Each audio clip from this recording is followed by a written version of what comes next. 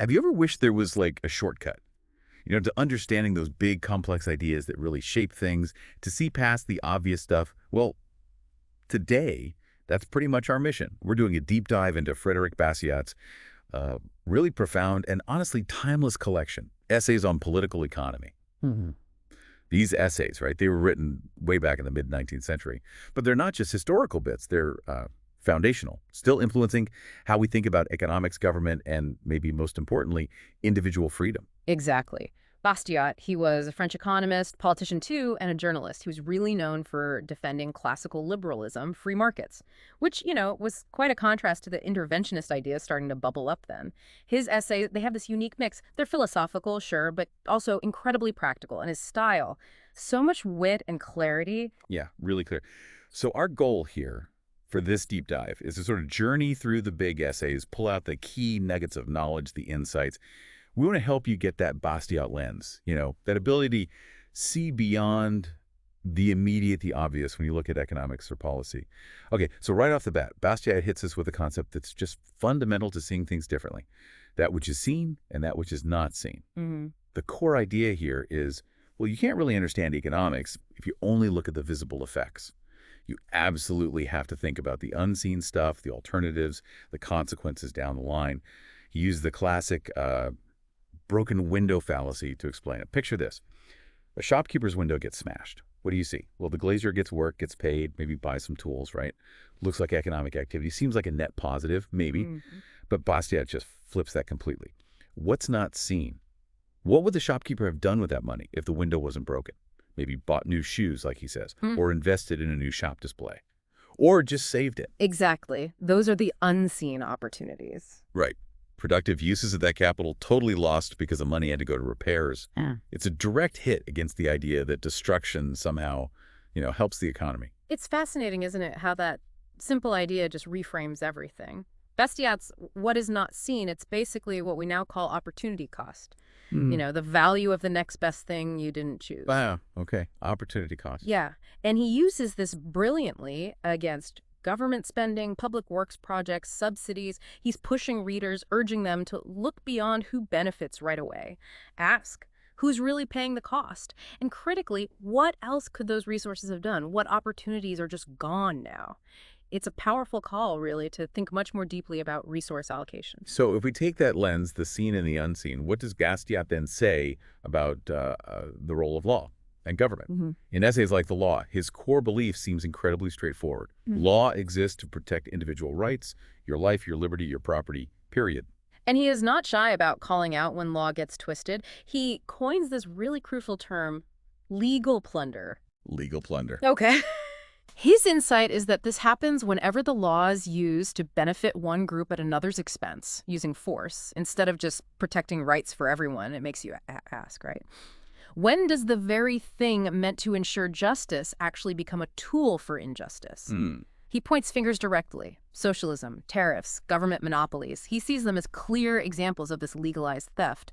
For him, justice isn't about shuffling wealth around. It's about making sure nobody violates anyone else's natural rights. And he digs into this more in government and the state, doesn't he? He sort of picks apart this common illusion. Yeah. That the government can just be this universal provider, solve every problem, education, jobs, everything. Right. But Bastiat's warning is stark. Government has nothing on its own. Everything it gives, it first has to take from somebody else. He has that famous kind of ironic line comparing the state to a great fiction through which everyone attempts to live at the expense of everyone else. Really makes you pause and think about where government gifts actually come from. It really does, and he builds on it in Plunder and Law. He draws this critical line between illegal plunder, straightforward theft, and legal plunder. Things like taxes or subsidies designed specifically to benefit one class or industry over others. Bastiat warns that this kind of plunder, the kind baked into law, it violates property rights and, well, it inevitably leads to social conflict. Conflict, how so? Because different groups start fighting to use political power, to use legislation, basically to enrich themselves at others' expense. His solution sounds simple, but it's profound. Stop all legal plunder, let the law do its actual job, protect property, don't violate it. Okay, but Bastiat wasn't just theory, right? He used wit, satire even, like that famous essay, The Petition of the Manufacturers of Candles. Oh, that's a classic. Yeah, he creates this totally fictional petition that's from the candle makers to the French government, and they're asking, hilariously, for a law to block out the sun. Why? So people have to buy more candles, naturally. And it's just brilliant because it lays bare the sheer absurdity of protectionism. He uses it to show how tariffs, trade restrictions, even though they're sold as ways to protect local jobs or industries, they actually end up harming everyone else, the consumers, by driving up costs and, frankly, shielding inefficient businesses from competition. Right. It's a timeless point, really, a critique of any policy that puts specific producers ahead of the general good. True wealth, he argues, comes from freeing consumers, not protecting producers. So connecting that back, he then gets deeper into ownership itself in property and law. He argues pretty strongly that property isn't just something the law creates out of thin air. He sees it as like a natural extension of your own work, your effort. He completely rejects that socialist slogan popular then, property is theft. He flips it, doesn't he? Yeah, he insists very directly that theft, especially theft by the state, that's the real crime. And he tackles some of the more, let's say, technical economic ideas with that same clarity. Like in Capital and Interest, he's defending interest payments, which back then, socialist thinkers were heavily criticizing as exploitative. Right. How does he defend it? He explains interest as just a natural result of something called time preference. Basically, the idea that people usually value having something now more than having the same thing later. Okay, that makes sense. So if someone saves money and lends it out, they're giving up using it now. They're delaying gratification. Interest, he says, is just a fair payment for that sacrifice. And it's crucial, right? It encourages people to save and invest, which is how economies grow. Got it. And he also took on trade ideas, right? Mercantilism. Oh, absolutely. In the balance of trade. He challenges that old mercantilist idea that you want lots of exports, selling stuff, and very few imports, buying stuff. That a trade surplus is always good. Which still pops up today sometimes. It does. But Bastiat shows clearly trade is mutually beneficial. Both sides gain, otherwise why would they trade? The whole point of exporting, he explains, is to get imports, the stuff you actually want or need from other places. It's not about hoarding gold or just selling for selling's sake. Okay, so all these ideas, the unseen, legal plunder, property, free exchange, it feels like it's building towards a bigger picture. His final thoughts, maybe. In harmony of interests. Exactly. That essay really brings it together. He focuses on this deeper harmony he believed exists or can exist between people in a free society. The harmony. How so? He argued that when markets work freely, without coercion or legal plunder, people naturally cooperate. They specialize in what they do best. They serve each other through voluntary exchange. And this isn't a zero-sum game where one person's gain is another's loss. Bastiat was adamant. The economy grows, wealth increases for everyone involved when this happens. When you trade freely, both sides benefit. When you produce freely, you add value for others. And he warns against, what, utopian ideas?